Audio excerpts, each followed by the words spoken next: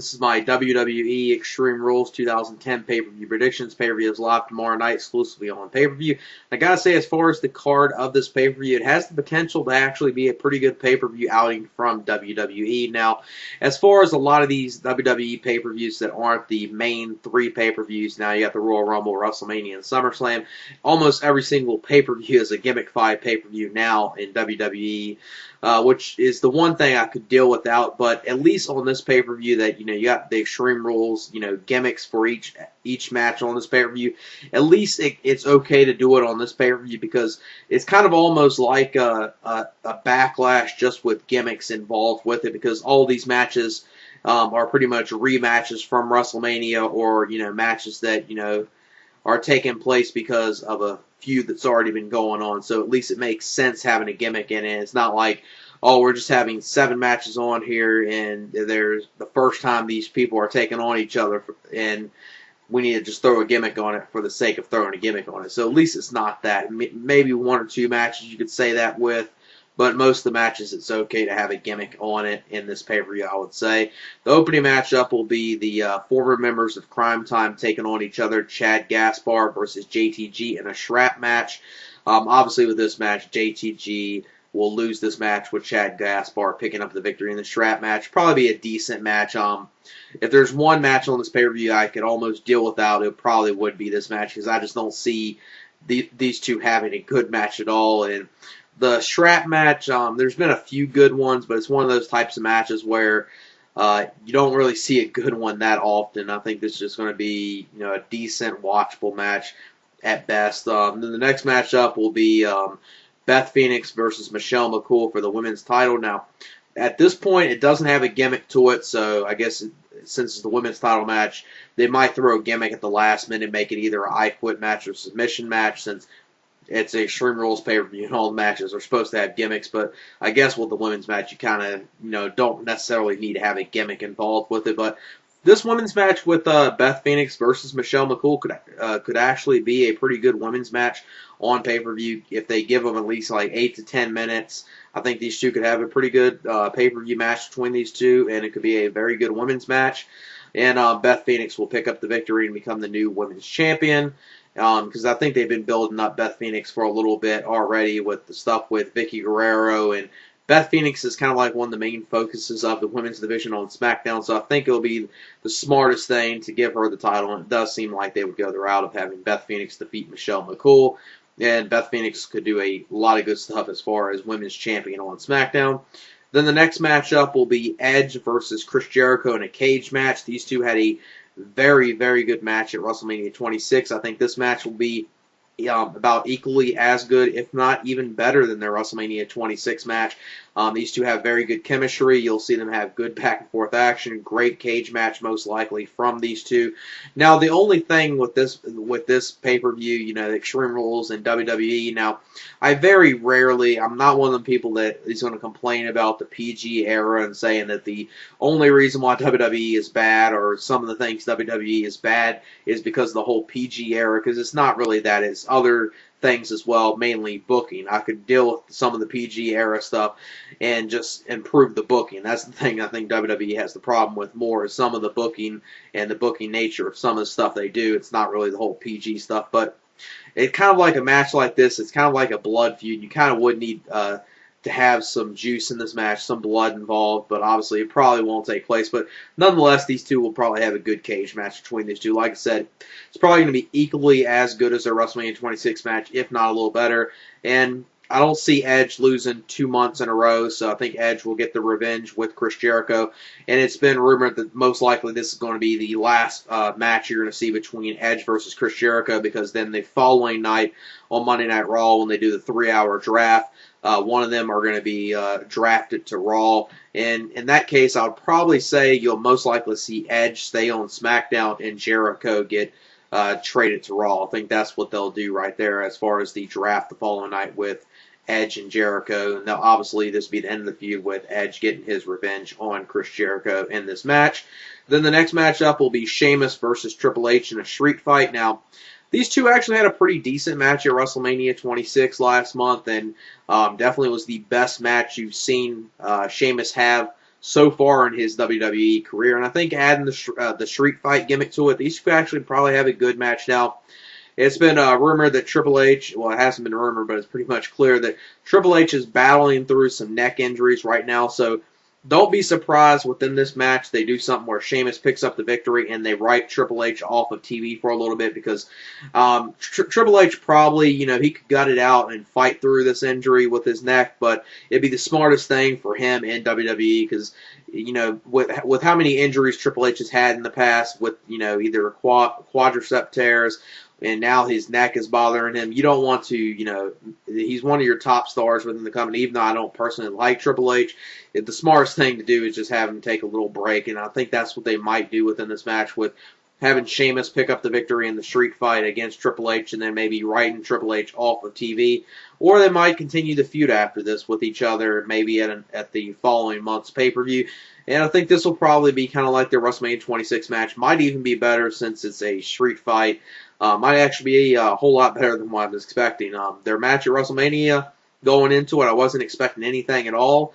And we actually got a pretty good, solid match from both of them at that WrestleMania. And this month, with a street fight added to it, possibly could even improve the quality of the match. Like I said, Sheamus will pick up the victory in this match.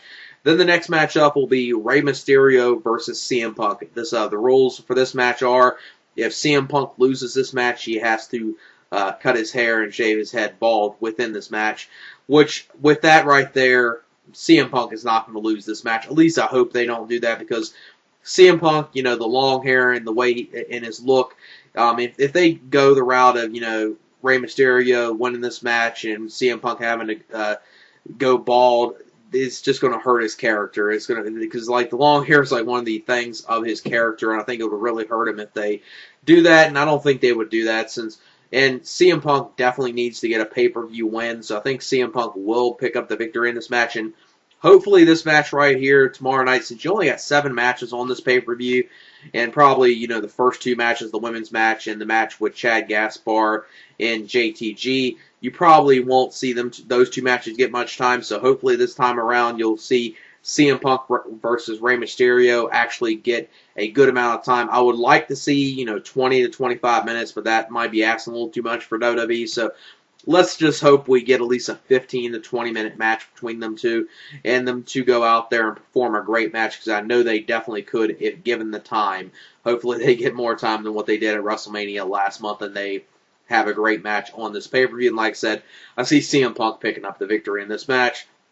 And then the next matchup will be Randy Orton versus Jack Swagger for the World Heavyweight Championship in a Extreme Rules match. Now, with this match going into it, Jack Swagger has been built up very, very weak. I mean, he's probably looking like one of the weakest champions ever, because Randy Orton has defeated Jack Swagger 2 times already. Undertaker defeated him, and John Morrison just defeated Swagger last night on Friday Night SmackDown. So he hasn't even picked up a victory as World Heavyweight Champion so far, I don't even think.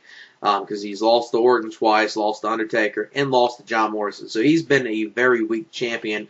Pretty much the only win he got was, after, when he cashed in the Money in the Bank and won the World Heavyweight Championship. That's probably his only victory, and he's been built as a very weak champion. Hopefully he wins this match, and I'm pretty sure he would win this, because it has all the signs that Jack Swagger should be the one to walk out as World Heavyweight Champion. Because if they have Randy Orton win the world title in this match and defeat Jack Swagger will be pretty much completely buried and thrown right back down to the mid-card, if not a complete jobber. That's pretty much what they'll make him out to be if he loses this match. So with that, Swagger is going to pick up the victory in this match, especially with the Extreme Rules gimmick. He could use some cheap tactic to keep a hold of the title and just win it in some cheap fashion with him retaining the title in this match. Then the main event will be for the WWE Championship in a last man standing match, John Cena versus Batista. And these two had a very good match at SummerSlam 2008. Their match at WrestleMania 26 was very good as well. And I see these two in a last man standing match probably having a very good match yet again with each other. Now, the last man standing matches, they're kind of one of those types of matches that can be booked very good, and then there's times where it's kind of hard to book a last man standing match, because sometimes if it's one of those where it's back and forth, and it's like very, you're on the edge of your seat, which one's going to win. You're not sure which one's going to win. It could be booked good, but then there's times where a last man standing match seems like all it is they keep knocking each other down, and the referee's counting to 10 the whole entire match. If it's one of those type matches, it always is booked very poorly. But then there's times last man standing matches can be booked very good as well. I mean, my favorite last man standing match is probably from Fully Loaded 2000 with Triple H and Chris Jericho. And this last man standing match with Batista and John Cena, I could see being very good. And just like the Swagger match, I don't see the world title changing hands in this match. John Cena will retain the World Heavyweight Championship. So, like I said, I see Jack Swagger retaining the World Heavyweight Championship, John Cena retaining the WWE Championship, CM Punk winning his match against Rey Mysterio, Sheamus defeating Triple H, maybe possibly writing Triple H off of TV since he's battling some neck injuries at this point in his career. With Edge and Chris Jericho, Edge will get his revenge by defeating Chris Jericho in that cage match, which will probably be, depending on if CM Punk and Rey Mysterio get the time, I'm thinking Edge versus Chris Jericho could possibly be the match of the night on this pay-per-view. Them two have the possibility to have an excellent and incredible cage match. But then Beth Phoenix, I see her winning the women's title, and Chad Gaspard defeating JTG in the strap match, with most likely with the Chad Gaspard versus JTG feud, former members of Crime Time. Since I can't see WWE really having them to continue their feud, I probably see them two splitting up apart when the draft happens, probably with JTG staying on SmackDown and Chad Gaspard going to Monday Night Raw. So yeah, that's it for my WWE Extreme Rules 2010 pay-per-view predictions.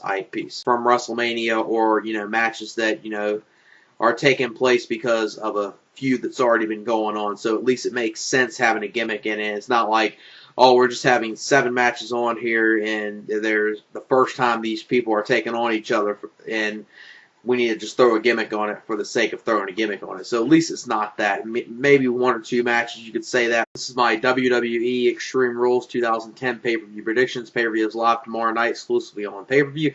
I gotta say, as far as the card of this pay-per-view, it has the potential to actually be a pretty good pay-per-view outing from WWE. Now, as far as a lot of these WWE pay-per-views that aren't the main 3 pay-per-views, now you got the Royal Rumble, WrestleMania, and SummerSlam, almost every single pay-per-view as a gimmick could almost deal without. It probably would be this match, because I just don't see these two having a good match at all. And the strap match, there's been a few good ones, but it's one of those types of matches where you don't really see a good one that often. I think this is just going to be a decent, watchable match at best. Then the next matchup will be Beth Phoenix by pay-per-view now in WWE, which is the one thing I could deal without. But at least on this pay-per-view, that you got the Extreme Rules, gimmicks for each match on this pay-per-view. At least it's okay to do it on this pay-per-view, because it's kind of almost like a Backlash, just with gimmicks involved with it, because all these matches are pretty much rematches but most of the matches, it's okay to have a gimmick on it in this pay-per-view, I would say. The opening matchup will be the former members of Crime Time taking on each other, Chad Gaspard versus JTG in a strap match. Obviously, with this match, JTG will lose this match, with Chad Gaspard picking up the victory in the strap match. Probably be a decent match. If there's one match on this pay-per-view I